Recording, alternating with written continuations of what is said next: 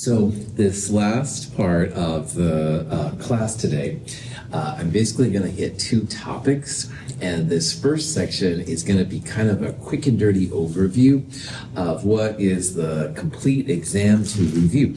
I'm honestly running out of lecture time, so if you're curious what the whole thing looked like, there's a video version of it available. You go to mhchem.org/y/ex2.htm, and it will show you the whole exam review. But we'll kind of get an overview. I kind of picked out some of the questions I thought were the most important, the ones that people have had trouble with in the past. So that's what we're going to focus on. And then the last part of today, I'll talk about chapter 17. I'll start talking about kinetics, which is another section. So midterm exam. Oh boy, just what you wanted to hear about. I know, I'm sorry about that. Midterm 2 will be this Thursday at 8:30. So there's not problem set 6, quiz 6, all that jazz. We're going to do the midterm. And when you come to the midterm, calculator definitely will be important. Bring something to write with. And exam prep 2 will also be due. So just like before the first midterm, there was an exam prep. It was a single page, double-sided thing. Questions followed by answer, show your work. Same thing for exam prep 2. So try and check that out. Have that ready this Thursday at 8:30. The format of the midterm is identical to the first one. 12 multiple choice questions, 4 short answer questions, about 90 minutes in length. And when I give it back to you the following period, you'll have a summary sheet at the end. To help study for it, we're going to go through some questions. Like I said, there's also the complete version online. There's a sample midterm exam 2 you can look at. Concept guides are basically worked problems from the chapters. People have used those as study guides before too. Never a dull moment. In the big picture, we have 3 classes left, so it's really getting down there. So I know if you're like me, it's kind of beginning to go, but 3 classes, we got this, okay? So next week, Thursday, we'll be done, so just a little bit longer. Questions on anything? All right, let's do this. So again, like the first review, we'll go through some questions. I'll wait for you to try and answer it and stuff like that. So first question. Here we've got 3 compounds. Methanol is CH3OH. Methane is CH4, and H2 is just hydrogen. You don't need to know the names, but what I would like you to do is put them in order of decreasing boiling point. So highest boiling point first, followed by lowest boiling point last. And to answer this question, this is intermolecular forces. See what you can do with it. We'll talk about it here in just a second.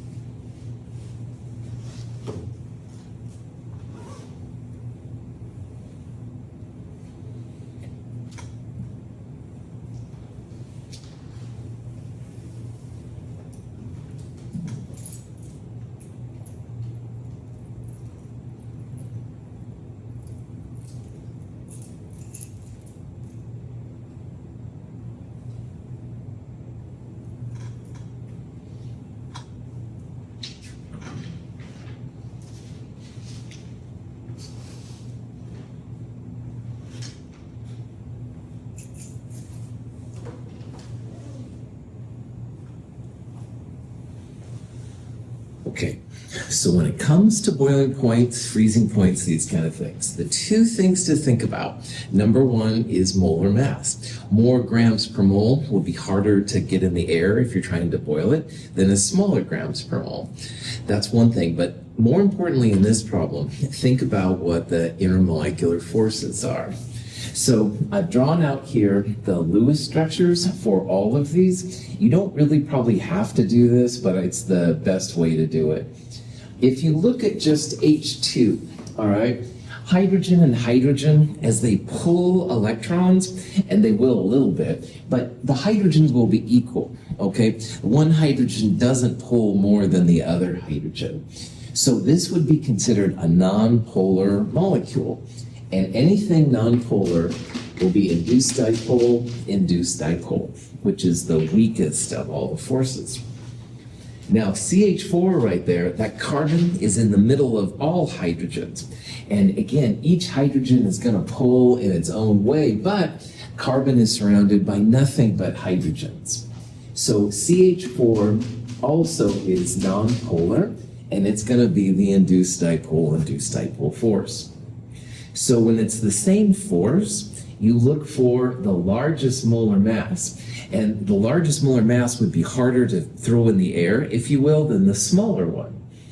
So we would predict that CH4, which is like 16 grams per mole in the periodic table, would be harder to boil than H2 at 2 grams per mole. It's a smaller molar mass.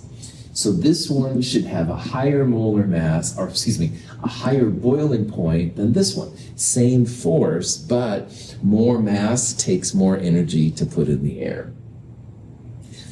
Now this last one, which is CH3OH, this is not a carbon surrounded by all the same things. So the OH will pull differently than the hydrogens. So this is an example of a polar molecule, all right? And polar molecules would be dipole at the very least. But also, if you remember, if you have the NH, the FH, or the OH, which is what we have here, that's one of those hypercharged dipoles. So this isn't just dipole, this is actually a hydrogen bonded compound. And that's one of the strongest of the intermolecular forces. So looking at the forces, this one should boil higher because it takes more energy to get it into the air. This one would be listed first in the list. Between these two, they're the same force, but this one has more mass, more grams per mole than the other one. So I would put this one in the middle. It would be a little higher than this one, which should be the smallest one. So the order here would be methanol, CH3OH, followed by CH4, followed by H2. So look at the types of forces. If you have the same force, then the highest molar mass would have the higher boiling point relative to the other one. Any questions on that? Sweet. KCl, potassium chloride, dissolves in water to make a solution.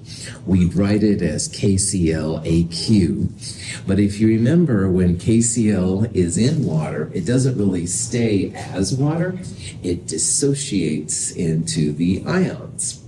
So knowing all that, which of these forces would represent what happens when the KCl is placed in water?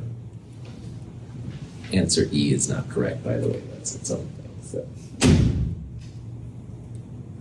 Thoughts of matrimony. Leanne at least sees the different. It's so good.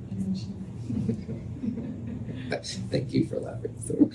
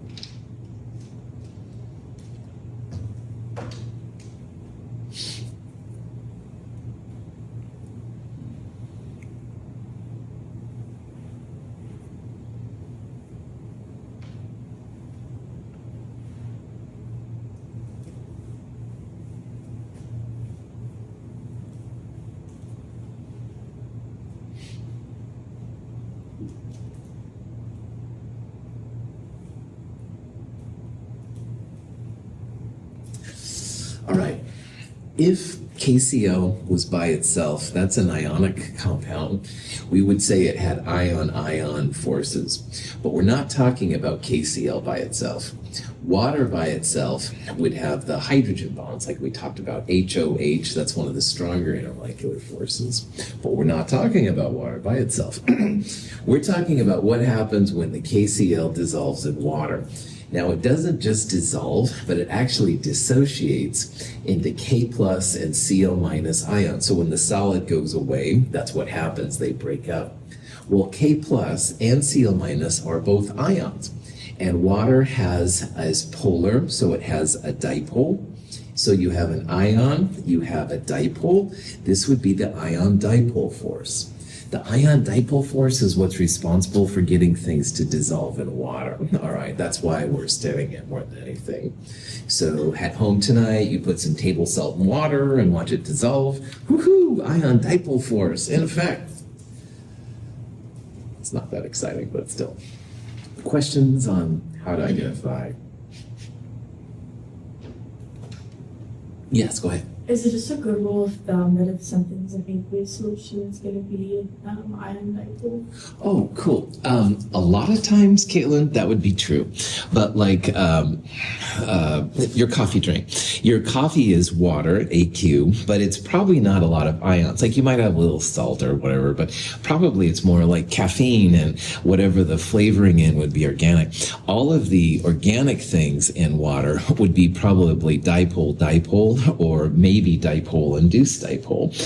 It's a different kind when you have covalent bonds and stuff. But if you see anything with a metal, all right, sodium, potassium, lithium, absolutely ion dipole.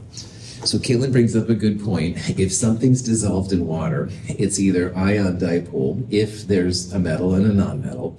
But if it's acetone in water or ethanol in water, these kind of things, or coffee water even, those would all be probably dipole, maybe some dipole-induced dipole.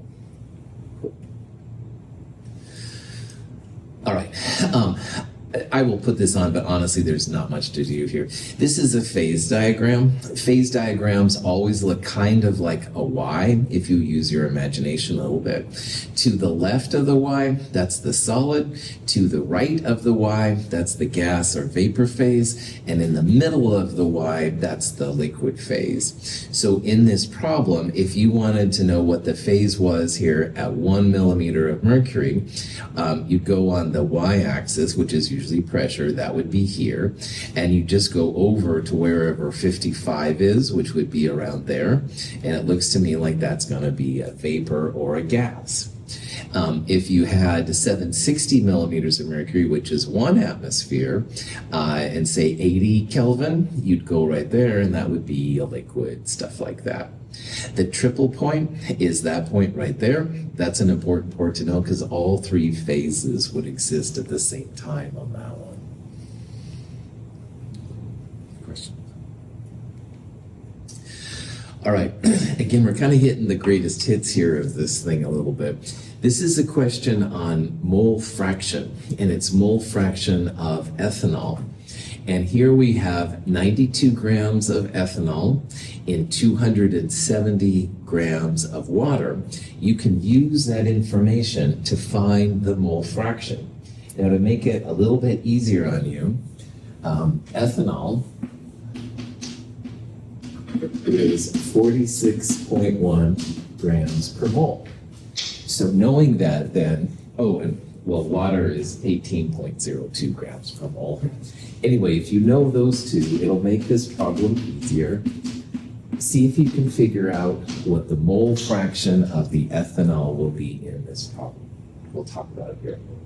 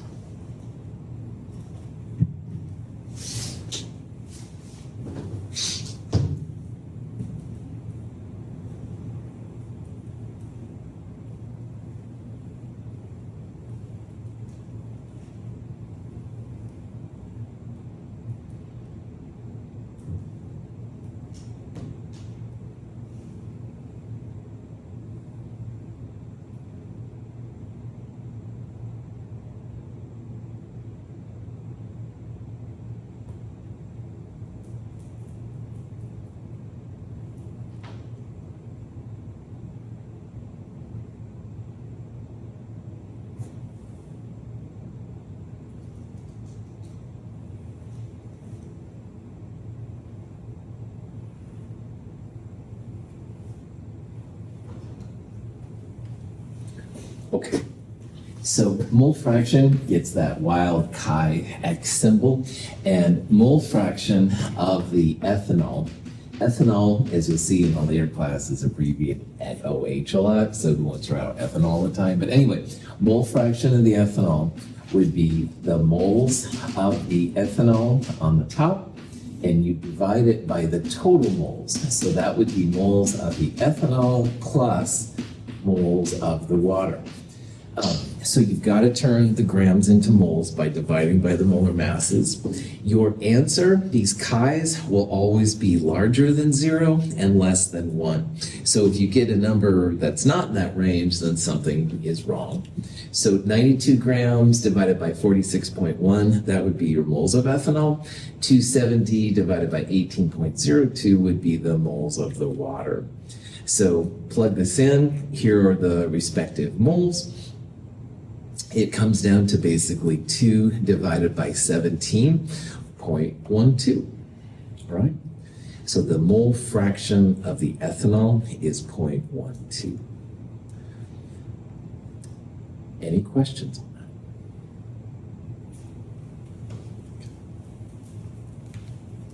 Here's a question where we have the same gram amounts, but we want to find the mass percent of ethanol.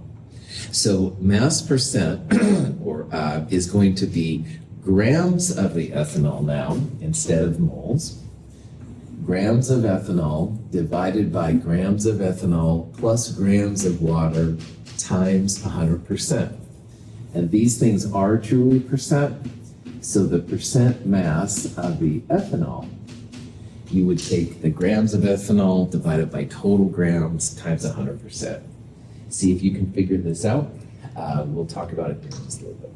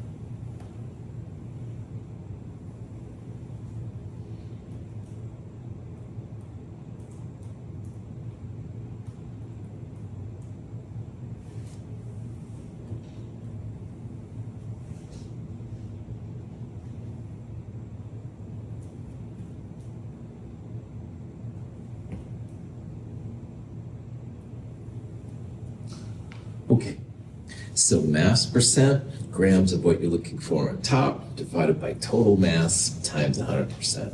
So in your calculator, you'd have 92.0 in the top. You would divide it by, in parentheses, 92.0 plus 270. Make sure you use parentheses because the denominator is total. And then this one you would multiply by 100%.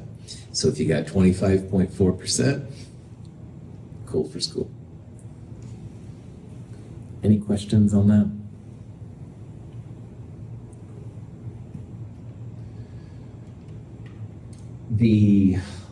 Another problem in this kind of thing, same amounts of ethanol and water, but this time we want to find the molality of the solution. Now, molality will be moles of solute over kilograms of solvent. So on this one then, you want moles of ethanol, and you want to divide by the kilograms of water. So see if you can figure out what the molality is. We'll talk about it here in a little bit.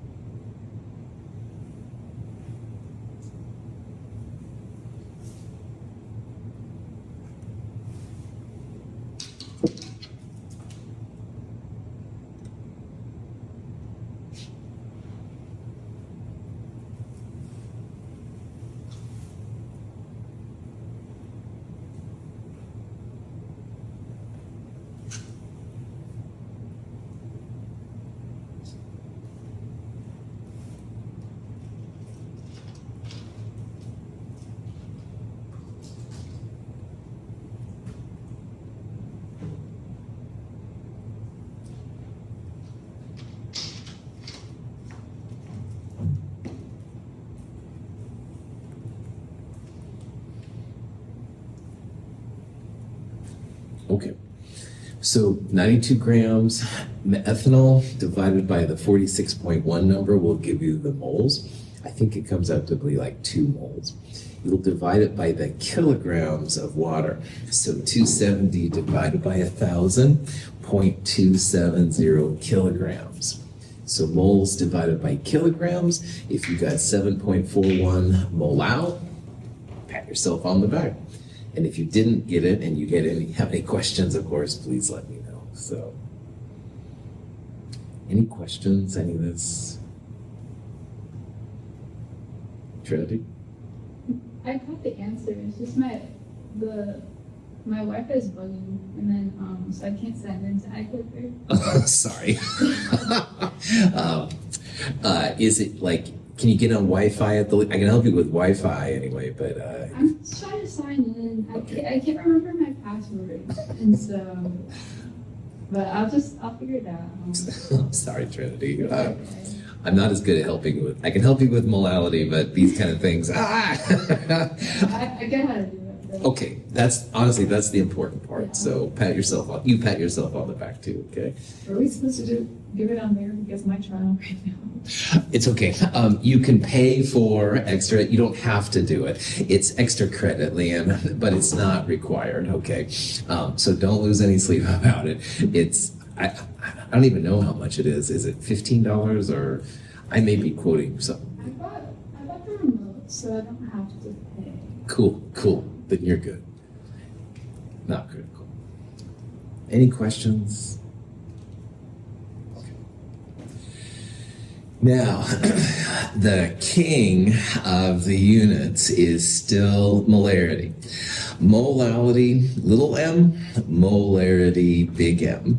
Molarity, as we talked about, moles of solute, so the same number for the top, but it's divided by liters of solution. So again, same amounts of ethanol, same amounts of water, but now we have the density of the solution. So when you figure out molarity, the top part will still be moles of ethanol, but to get to the bottom part, the liters of solution, figure out the total grams and divide it by the density, and that'll tell you the milliliters of solution. Milliliters to liters, moles divided by liters, you'll get one of these answers right here. We'll talk about all this here in a little bit, see what you can do with it. Knock this out.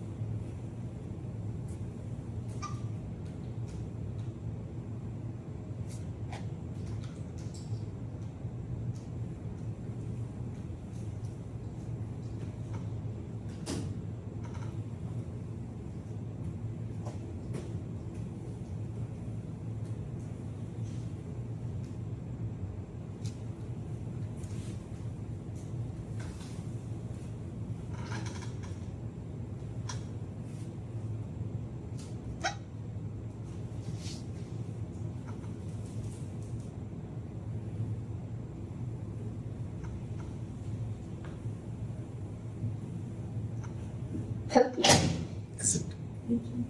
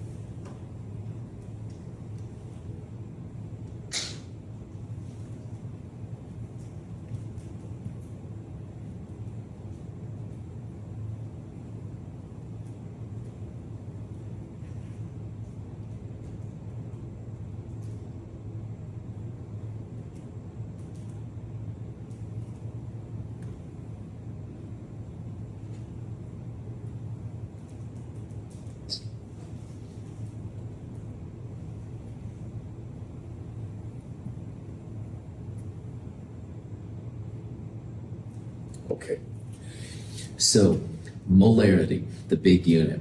Moles of solute, moles of ethanol. And to get that, 92 grams divided by 46.1 grams per mole, I think the answer comes out to be 2 moles. That's the numerator. The bottom part is the one that's a little different. It's liters of solution. So ethanol is the solute, water is the solvent, and ethanol plus water will give you the grams of the solution, like everything all together. So add 270 plus 92 together, whatever that is, that's the grams of the solution.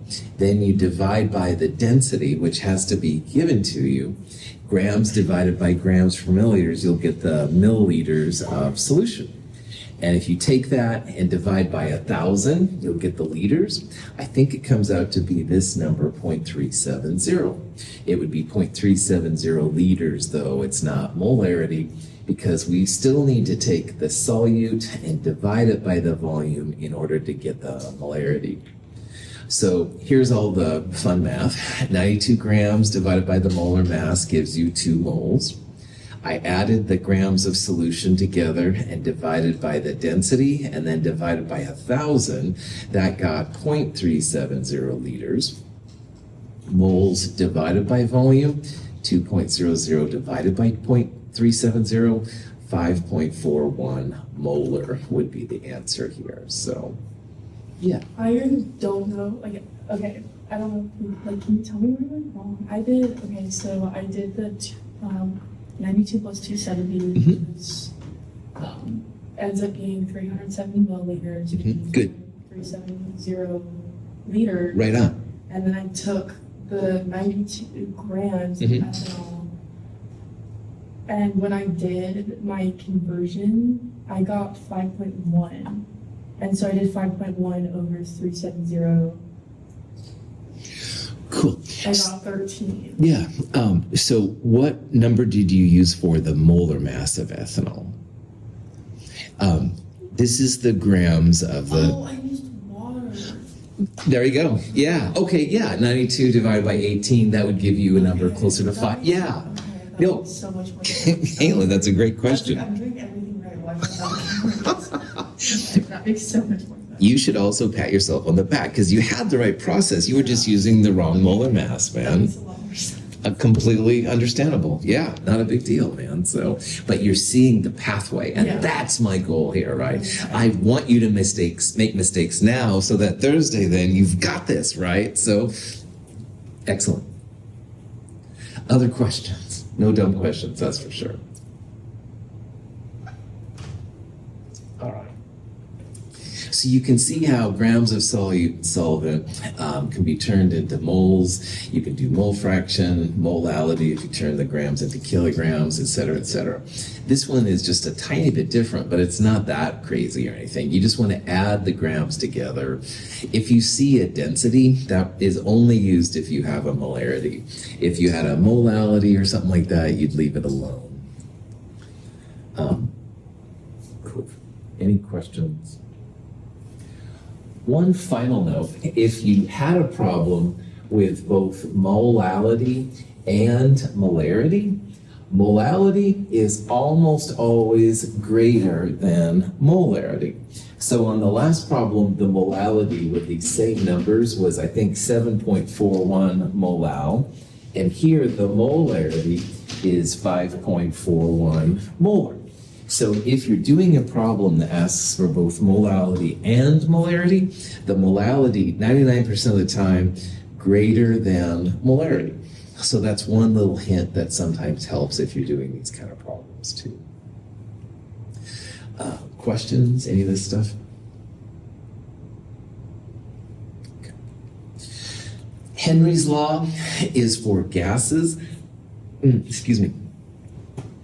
If you take the pressure of the gas, you can multiply it by the Henry's law constant, which is always something weird looking, and you'll find the concentration of the gas in the solution. The only weird thing about this is that if you have water, water has its own vapor pressure. So before you do the Henry's law stuff, you have to subtract the vapor pressure of water, and that would be a number that would be given to you. So here, the total pressure is an atmosphere, which is 760 torr, if you remember from the gas laws. That equals the water plus the nitrogen.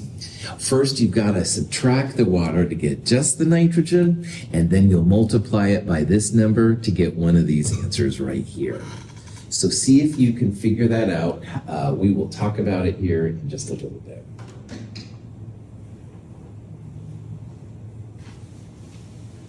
Equilibrium means like zero, right?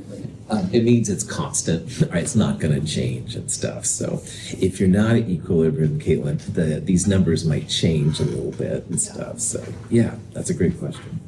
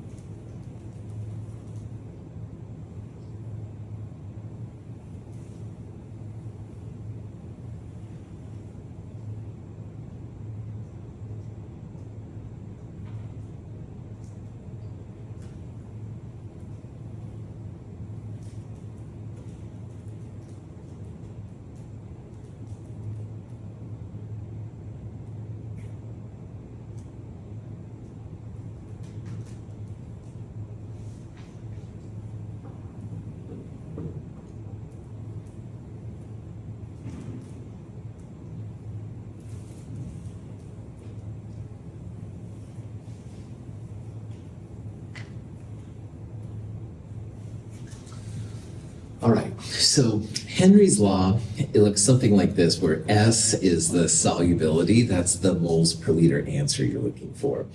And the solubility, the molarity of the gas equals some kind of constant K times the pressure of the gas you're looking for. So this problem's all about the N2. This thing here, 8.4 times 10 to the minus 7, that's the K value. So that's the value of K. And we want here the pressure of the N2 gas. Now, the N2 is being collected over water. So if you remember from Dalton's law, the sum of the individual pressures equals the total pressure. So 1 atmosphere is the total pressure. And we have here the pressure of the water. So you want to find the pressure of the N2. Now, just as some quick reminders, 1 atmosphere equals 760 millimeters of mercury, and 760 millimeters of mercury would equal 760 torr. So over here, when I tried to give you a little hint, I said, okay, total pressure 760 torr, 760 millimeters of mercury, same thing. So from that total pressure, subtract the pressure of the water. Water has its own vapor pressure. And whatever that number is, that's going to be the pressure of your N2. And that's the number that goes right there. And you'll multiply that by this thing, millimeters of mercury. This will be millimeters of mercury. If you do that, looks like it comes out to be 5.5 times 10 to the minus 4. So again, here's the total pressure minus the water. So 653 is the pressure of the nitrogen. And that number times that weird K value, 5.5 times 10 to the minus 4 moles per liter. Cool. Any questions on that? The soft drink industry, the beer industry, these kind of things, anything with a carbonation involved, they use Henry's law actually quite a bit, which is kind of interesting to me. But anyway, it's all stuff you can do. So. Okay, last question before we take a break here. This is a compound, erythritol, all right? This compound, apparently some kind of bio thing, I don't know anything about anything that's alive, but anyway, 2.50 grams of erythritol is placed in 50 grams of water. Now, when you place this in water, notice that the freezing point is less than 0. And like Tim mentioned earlier, freezing points of solutions will be lower than the freezing points of pure water. Pure water, of course, freezes at 0 Celsius, so this is lower. You can use this information to calculate the molar mass of the erythritol. You'll need the KFP value. So this is like what I put up here for the quiz. And you can do it different ways, but if you take the grams of solute, you multiply it by the freezing point constant, divide it by the delta T, how much it's been lowered in this case, and also multiply it by the kilograms of solvent. So this is grams of solute, that's kilograms of solvent. But if you do all that, you should get one of these numbers. See what you can do with it.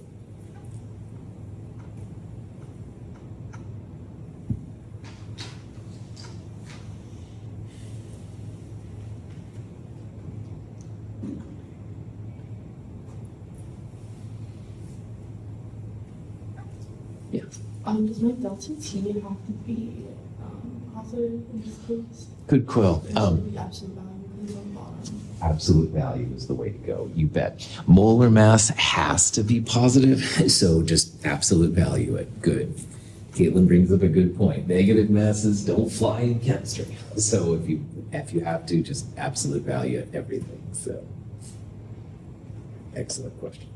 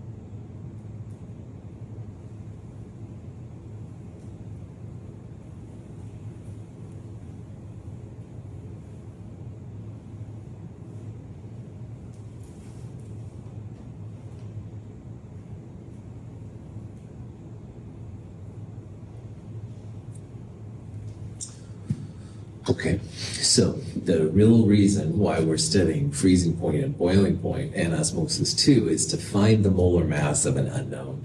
Finding the molar mass of a compound is kind of like the holy grail in chemistry. Now, there's absolutely black box devices you can throw your sample in and a number pops out, but what if that device is not calibrated? All right, and that's something that scientists worry about. So this is a chemical method to kind of verify what the machines will give you just to make sure everything's cool. Now, there are several different ways to solve this. I kind of like this way. I like doing things one stop. All right, I don't want to have to stop and think. I'll show you the other way here in a second. But if you take the grams of solute, which is 2.50 grams, and you multiply it by the K value, which is 1.86, a number you're always given. You divide it by the delta T, the change in temperature, and Caitlin gets a gold star because she recognized, yeah, you gotta have positive everything basically in these problems. So absolute value the heck out of it, make it positive 0.762. And you also want to divide by the kilograms of the water, of the solvent, so 0.0500 kilograms. At the end, if you end up with a molar mass which is negative, just make it positive. All right, literally, grams are not negative in chemistry. Now, physics, maybe you could have some theoretical ways to argue that, but not in chemistry. All right, we're more blue collar, I guess, than physics, whatever.